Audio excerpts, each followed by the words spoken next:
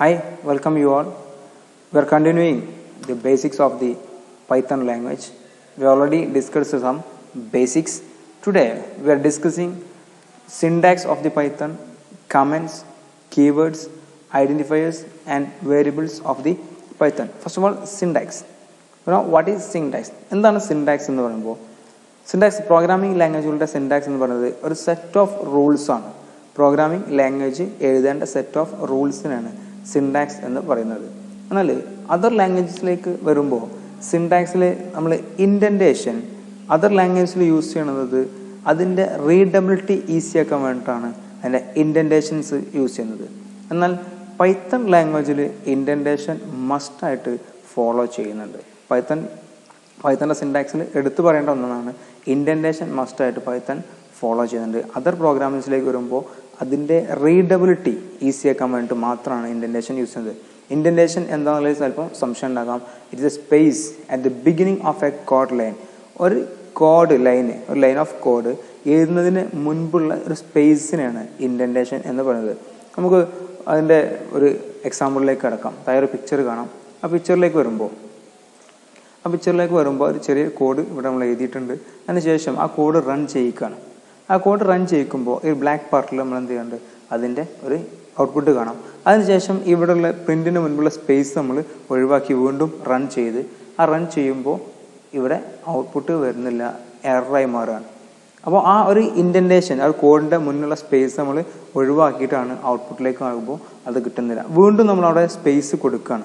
എന്നിട്ട് റൺ ചെയ്യുമ്പോൾ നമുക്ക് എന്ത് ചെയ്യുന്നുണ്ട്, ഔട്ട്പുട്ട് കിട്ടുന്നുണ്ട്. അതിനർത്ഥം പൈത്തൺ കറക്റ്റായിട്ട് ഇൻഡൻറ്റേഷൻ ഫോളോ ചെയ്യുന്നുണ്ട് എന്നുള്ളതാണ്. അതാണ് സിൻടാക്സിൽ പൈത്തൺ കൂടുതലായിട്ട് നമ്മൾ എടുത്ത് അതർ ലാംഗ്വേജിനെ വെച്ച് നോക്കുമ്പോൾ കൂടുതലായിട്ട് എടുത്ത് പറയാനുള്ളത്. ഒരു സ്പേസ് എന്ന് പറയുമ്പോൾ പ്രിൻറ്റിൻ്റെ മുൻപ് നമ്മൾ കൊടുത്ത സ്പേസ് അത് ഓരോ പ്രോഗ്രാമൊക്കെ അനുസരിച്ചും എത്ര സ്പേസ് വേണമെങ്കിലും കൊടുക്കാവുന്നതാണ്. അറ്റ്ലീസ്റ്റ് 1 സ്പേസ് എങ്കിലും കൊടുത്തിരിക്കണം. ഓക്കെ, ദെൻ കമൻസിനെ കുറിച്ചാണ് നെക്സ്റ്റ് ഡിസ്കസ് ചെയ്യാനുള്ളത്. പൈത്തൻ്റെ കമൻസും അതർ ലാംഗ്വേജിനെ വെച്ച് നോക്കുമ്പോൾ സാധാ പോലെ തന്നെയാണ് കമൻസും ഉള്ളത്. കമൻസിൻ്റെ ഒരു യൂസ് പർപ്പസ് എന്താണെന്ന് നോക്കുമ്പോൾ making the source code easier for humans to understand. അത് ഒരു സോഴ്സ് കോഡ് എന്ന് പറഞ്ഞാൽ പ്രോഗ്രാമിങ്ങിൻ്റെ കോഡ് ആളുകൾക്ക് പെട്ടെന്ന് മനസ്സിലാക്കി കൊടുക്കുക എന്നുള്ളതാണ് കമൻസിൻ്റെ ഉദ്ദേശം.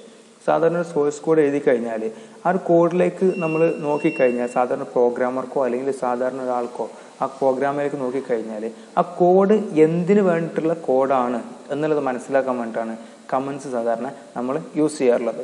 അപ്പോൾ പൈത്തൻ്റെ കമൻസ് സിംഗിൾ ലൈൻ കമൻറ്റ് നമുക്ക് എഴുതണമെന്ന് വേണ്ടെങ്കിൽ ആ കമൻറ്റ് യൂസ് ചെയ്യാറുള്ളത് ആഷ് എന്നുള്ള ഒരു സിമ്പിൾസ് യൂസ് ചെയ്തിട്ടാണ് പൈത്തൻ്റെ കമൻസ് എഴുതാറുള്ളത്. നിങ്ങൾക്കൊരു എക്സാമ്പിൾ ഇവിടെ കാണാൻ പറ്റും. പ്രിന്റ് ഹലോ വേൾഡ് എന്ന് കഴിഞ്ഞിട്ട് hash this is a comment. ഈ hash this is a comment എന്നുള്ളതാണ് നമ്മുടെ ഈ കമൻറ്റ് പാർട്ട്. ഇത് കമൻ്റ് ആണെന്ന് മനസ്സിലാക്കാൻ വേണ്ടിയിട്ടാണ് ഈ ഹാഷ് പാർട്ട് യൂസ് ചെയ്തിട്ടുള്ളത്. അപ്പോൾ പൈത്തൻ്റെ സിംഗിൾ ലൈൻ കമൻറ്റ് ചെയ്താൻ വേണ്ടിയിട്ട് നമ്മൾ ഹാഷ് പാർട്ടാണ് യൂസ് ചെയ്യുള്ളത്. പൈത്തൻ്റെ ഒരു അതർ ലാംഗ്വേജിനെ വെച്ച് നോക്കുമ്പോൾ പ്രത്യേകത എന്ന് വെച്ചാൽ it does not really have a syntax for multi line comments എഴുതാൻ ഒന്നിൽ കൂടുതൽ ലൈനുള്ള കമൻറ്റ്സ് ചെയ്താൻ വേണ്ടിയിട്ട് ഒരു കറക്റ്റ് സിൻടാക്സ് പൈത്തൺ ഇല്ല എന്നുള്ളതാണ്. എന്നാൽ നമുക്ക് മൾട്ടി ലൈൻ കമൻറ്റ് ഒരു മൾട്ടി ലൈൻ സ്ട്രിങ് പോലെ നമുക്ക് ആഡ് ചെയ്യാവുന്നതാണ്. അതിന് ട്രിപ്പിൾ കോഡ്സ് ആണ് സാധാരണ യൂസ് ചെയ്യാറുള്ളത്.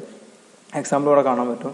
ട്രിപ്പിൾ കോഡ്സ് എഴുതിയിട്ട് അതിൻ്റെ 2 ട്രിപ്പിൾ കോഡ്സിൻ്റെ ഉള്ളിൽ നമ്മൾക്ക് വേണ്ട കമൻസ് 2-3 ലൈനൊക്കെ ആയിട്ട് നമുക്ക് എന്ത് ചെയ്യാൻ പറ്റും, എഴുതാൻ പറ്റും. ഇതാണ് പൈത്തൻ്റെ കമൻസുകളെ കുറിച്ച് പ്രത്യേകിച്ച് പറയാനുള്ളത്. നെക്സ്റ്റ് കീവേഡ്സ് ആണ്. പൈത്തൻ്റെ കീവേഡ്സ് ഏതൊരു ലാംഗ്വേജ് ആണ് കീവേഡ് എന്നാൽ എന്താണ്, വാട്ട് ഈസ് കീവേഡ്?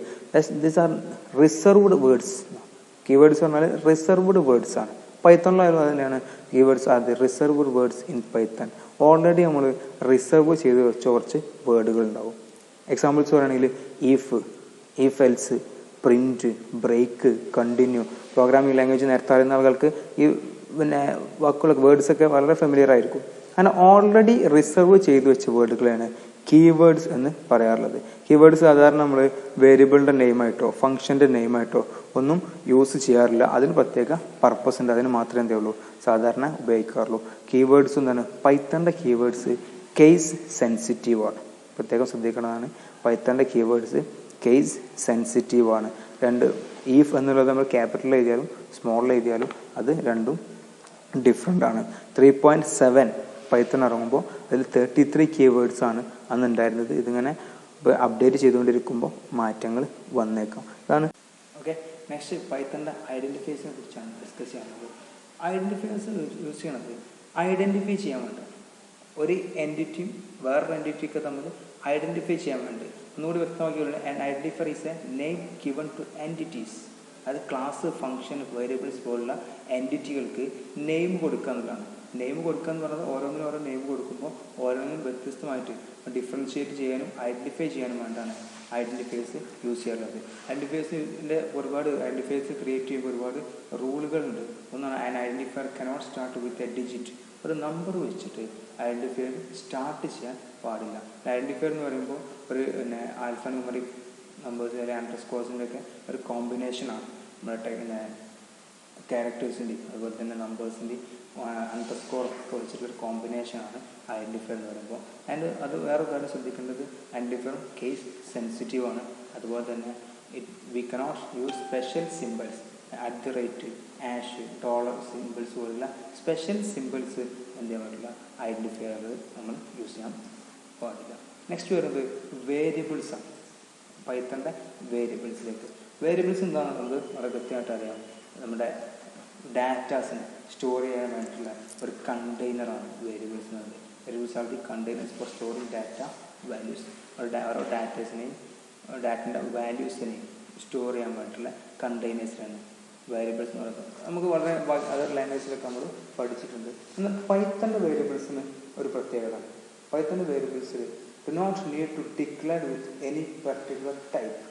ഏത് ടൈപ്പ് ഡാറ്റിനെയാണ് നമ്മൾ ഡിക്ലെയർ ചെയ്യുന്നതെന്നുള്ളത് നമുക്ക് എന്ത് ചെയ്യുന്നില്ല, മുൻകൂട്ടി കൊടുക്കേണ്ടതില്ല.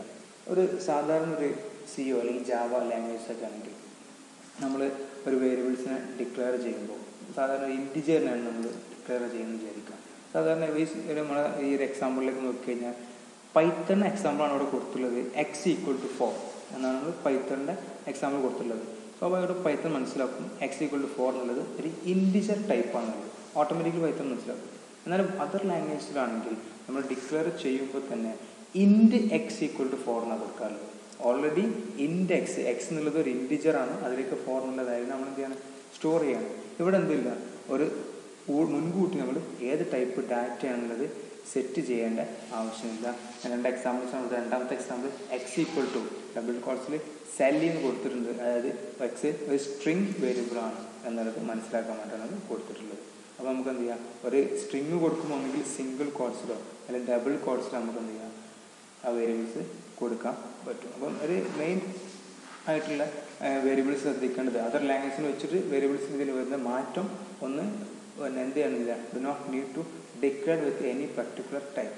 ഏത് ടൈപ്പ് ഡാറ്റയാണ് നമ്മൾ ഡിക്ലെയർ കൊടുക്കണമെന്നുള്ളത് മുൻകൂട്ടി എന്ത് ചെയ്യണില്ല, ഡിക്ലെയർ ചെയ്യേണ്ട ആവശ്യം ഇല്ല എന്നല്ല. പിന്നെ ഏതൊക്കെ ടൈപ്പ് എങ്ങനെയൊക്കെയാണ് വേരിയബിൾസ് വരിക എന്നുള്ളത് നമുക്ക് പൈത്തണിൻ്റെ വേരിയബിൾസും കേസ് സെൻസിറ്റീവാണ്. ക്യാപിറ്റൽ എഴുതിയാലും സ്മോൾ എഴുതിയാലും അത് ഡിഫറെൻറ്റ് വേരിയബിൾസ് ആയിട്ടാണ് എന്ത് ചെയ്യുക, കാൽക്കുലേറ്റ് ചെയ്യുക. നെക്സ്റ്റ് വരുന്നത് അതിൻ്റെ വേരിയബിൾസിനെ കുറിച്ച് എക്സാമ്പിൾസിലാണ്. ഏതൊക്കെ ലീഗൽ വേരിയബിൾസ് നെയിംസ് കൊടുത്തിട്ടുണ്ട്, ഇല്ലീഗൽ വേരിയബിൾ നെയിംസ് കൊടുത്തിട്ടുണ്ട്. ലീഗൽ വേരിയബിൾ നെയിംസ് ആണ് പൈത്തൺ അംഗീകരിക്കുന്നത്. അതായത് my var John, my _var John കൊടുത്തതൊക്കെ എന്താണ് പൈത്തൺ അംഗീകരിക്കുന്നത്, അല്ലെങ്കിൽ പൈത്തൺ നമുക്ക് കൊടുക്കാൻ പറ്റുന്ന രൂപത്തിലുള്ള വേരിയബിൾസ് ആണ്. ആദ്യം കൊടുത്തിട്ടുള്ള ലീഗൽ വേരിയബിൾസ് നെയിംസ് ഉള്ളത്. രണ്ടാമത് കൊടുത്തിട്ടുള്ള ഇല്ലീഗൽ വേരിയബിൾ നെയിംസ്. ഇത് എന്ത് ചെയ്യാൻ പറ്റില്ല, പൈത്തൺ നമ്മൾ പൈത്തണിൽ ഉപയോഗിക്കാൻ പാടില്ലാത്ത, അതായത് ഒരു ഡിജിറ്റ് കൊണ്ട് തുടങ്ങുന്നത് അല്ലെങ്കിൽ ഒരു ഐഫൺ ഉപയോഗിക്കുന്നത് ഒന്നും അല്ലെങ്കിൽ ഒരു സ്പേസ് ഉപയോഗിക്കുന്നതൊന്നും വേരിയബിൾസ് ആയിട്ട് പൈത്തണിൽ കൺസിഡർ ചെയ്യുന്നതല്ല. ഓക്കെ, പിന്നെ വേരിയബിൾസിൽ വരുന്ന അതർ പാറ്റേൺസ് ആണ് ഡിസ്കസ് ചെയ്യുന്നത്.